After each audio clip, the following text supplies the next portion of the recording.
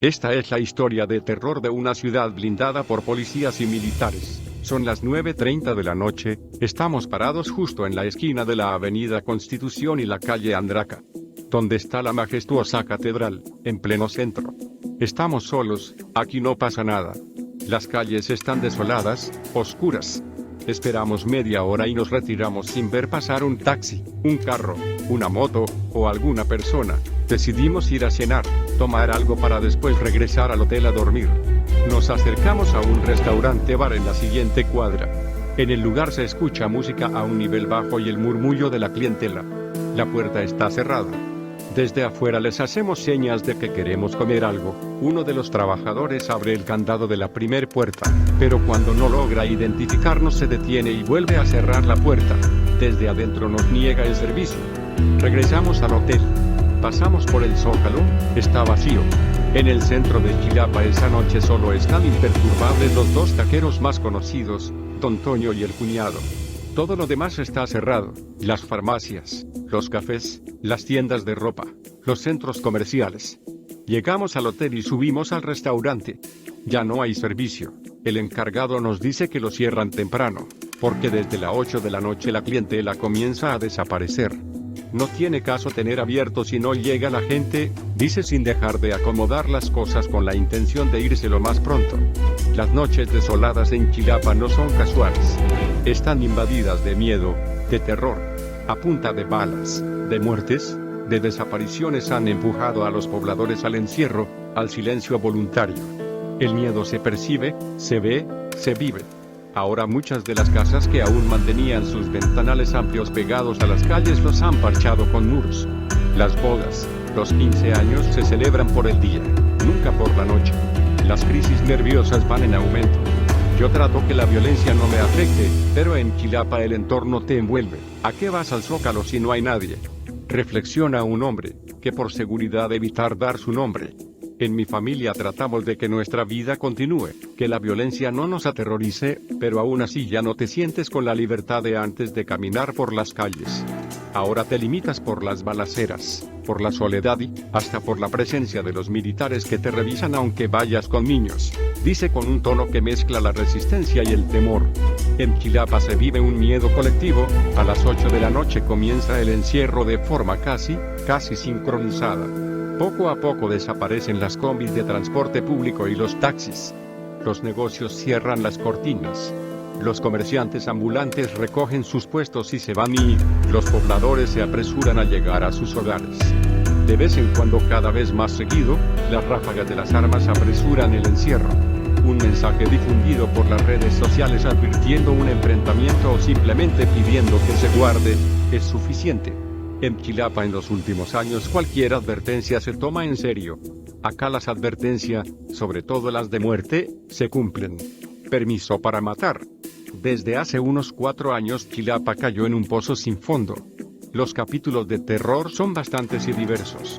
Acá igual matan a niños que a ancianos, a propios y a extraños, a ricos y a pobres, a políticos y a ciudadanos de a pie, a transportistas, a profesores, a sacerdotes, a estudiantes, a meseros, a artesanos, a albañiles, a indígenas y a mestizos.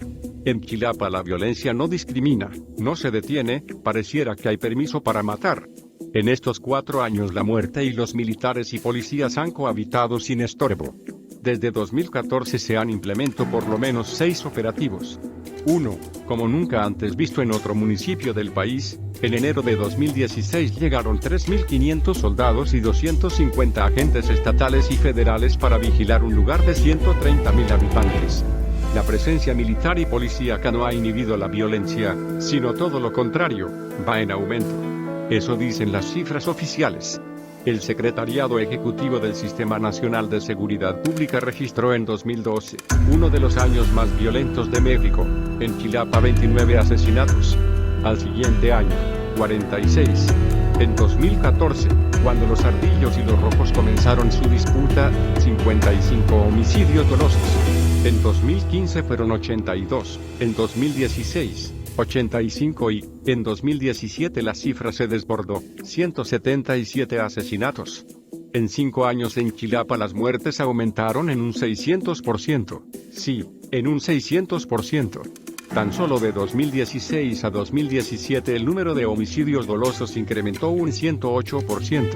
En ese periodo ningún lugar en México aumentó tanto como en Chilapa, ni siquiera Tecomán, en Colima, el municipio con el promedio más alto en muertes en 2017. En Chilapa se ha hecho casi de todo y todo ha fracasado. Por ejemplo, el gobierno federal lo incluyó en la estrategia para atender a los 50 municipios más violentos del país. La organización México Evalúa revisó la estrategia. Analizó 8 meses antes y 8 después de la aplicación de la estrategia. Este es el resultado. Chilapa comenzó en el lugar 19 y terminó en cuarto. Subió 15 puestos. Apenas el Consejo de Seguridad, Justicia y Paz publicó un informe sobre violencia. Chilapa ocupó el segundo promedio a nivel nacional, 191 homicidios por cada 100.000 habitantes, superior al de Acapulco que es de 113 homicidios por cada 100.000 habitantes. Civiles, carne de cañón. En Chilapa por lo menos 500 soldados y casi un centenar de policías estatales están vigilando las entradas, salidas y haciendo recorridos dentro de la ciudad. En muchos de los barrios hay retenes. En medio de esa ocupación, los rojos y los ardillos operaran. Por ejemplo, en febrero del centro de la ciudad llevaron a 7 personas, entre ellos a los 5 artesanos veracruzanos, sin que nadie se los impidiera. Días después aparecieron desmembrados en una colonia de la periferia. Como este caso han ocurrido muchos más. Hay una complicidad tácita entre las autoridades y los grupos. No tengo otra explicación. ¿Cómo es posible que en un vehículo puedan trasladar 15 o más bolsas con restos humanos habiendo tanto retén?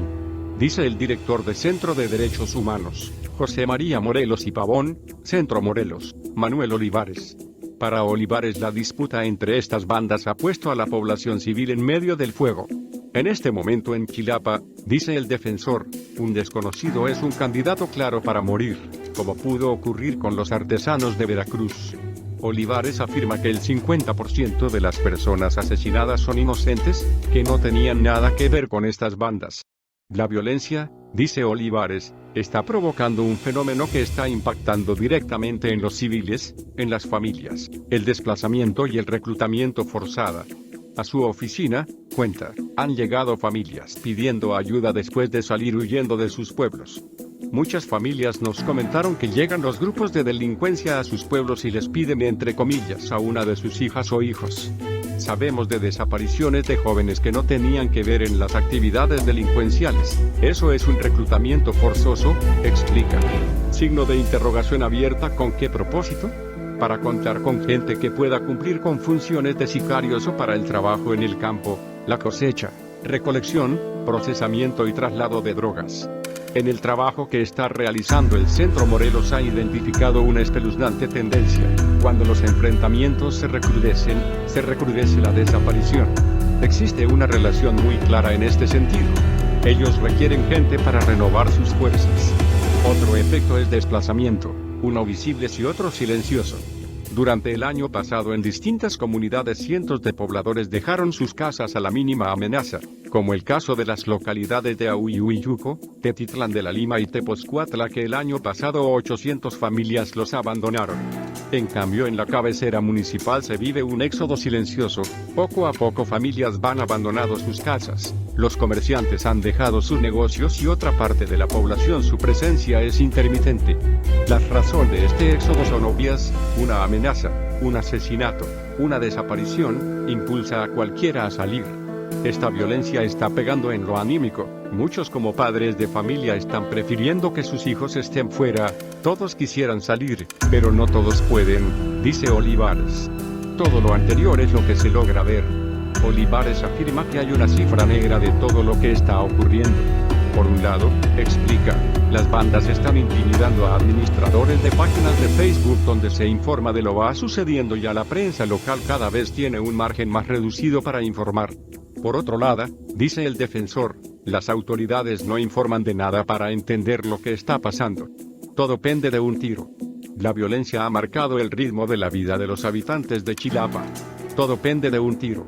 Cuando se da un asesinato, una desaparición, una balacera, todos reaccionan, Los padres de inmediato corren por sus hijos a las escuelas, los transportistas suspenden las corridas, el comercio cierra. En estos tres aspectos está la mayor afectación. En 2017 se vivieron momentos extremos. Por casi 3 meses más de 60.000 estudiantes se quedaron sin clases por amenazas de las bandas, choferes de la Surban, así como los taxistas han sido uno de los blancos predilectos y el comercio siempre sufre los efectos de las afectaciones de las dos anteriores.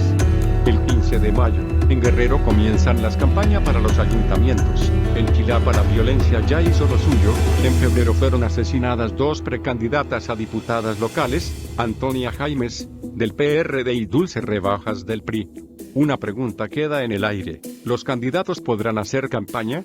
Más información en el blog del narco.com.